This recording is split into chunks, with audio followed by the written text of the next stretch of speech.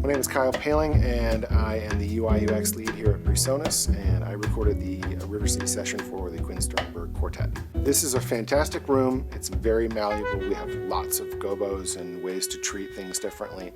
So I was able to get the guys set up closely, but use some gobos to create separation and make sure that I was not getting tons of bleed from the different microphones.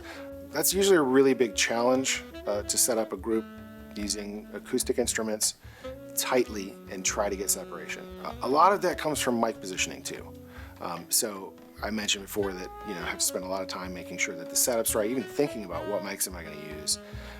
So in this setting, I knew that I needed to position the players so that the mics were providing the most natural rejection possible, meaning if a mic's pointed this way, I'm going to naturally put someone else directly behind it so it's picking up the least amount of that as possible. Once again, they're right next to each other, so it's kind of difficult to do that, but you can mitigate a whole host of issues by mic placement. I recorded this on through the Quantum 4848 and did all the mixes in Studio One. I've used the Quantum series since we made it, and I landed on the 4848. And for my studio, I have an analog mixer that I use that has some really nice outboard pre's. It is just the best. If you've got outboard gear or anything you're trying to hook into your interface and you just need great conversion and lightning speed, it's the 4848. I recorded this at 96K. I don't always do 96K, but when you're dealing with acoustic instruments like this, it will benefit. I find especially with things like acoustic bass, it really gives you a little bit more information to work with, and it's always better to have that and not use it than not have it. The sound check was absolutely crucial with these guys. First of all, they need to be able to hear themselves very well, and this is a dynamic jazz group that plays the quietest quiets to the loudest louds.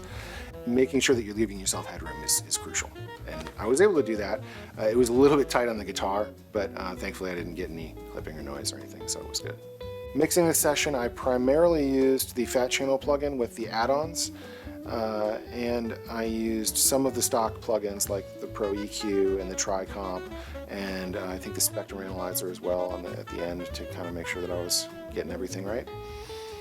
The Fat Channel add-ons come with PreSonus Sphere, which is really, really amazing for the quality and the content that you get. Part of that content are these add-on plugins that come with the Fat Channel. Really, really great modeled plugins. I can use them for almost all of my session.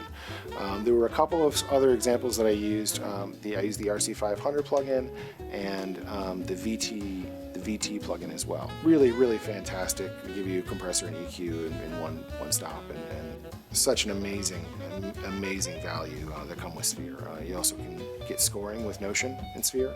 It's basically everything, so it's just a no-brainer at the price. One of the really big challenges of mixing jazz, and this is a stark contrast to say rock, is that the bass drum is actually tuned much higher than the bass instrument. So usually the bass drum, the way you're going to mix it is you're going to say, okay, the bass drum is going to take up these sub-frequencies and be real big and give you this big push. And then the bass guitar will sit above that. In this music, the bass drum is tuned considerably higher. I think it's probably 100 to 200 hertz, somewhere in there was like the sweet spot for it.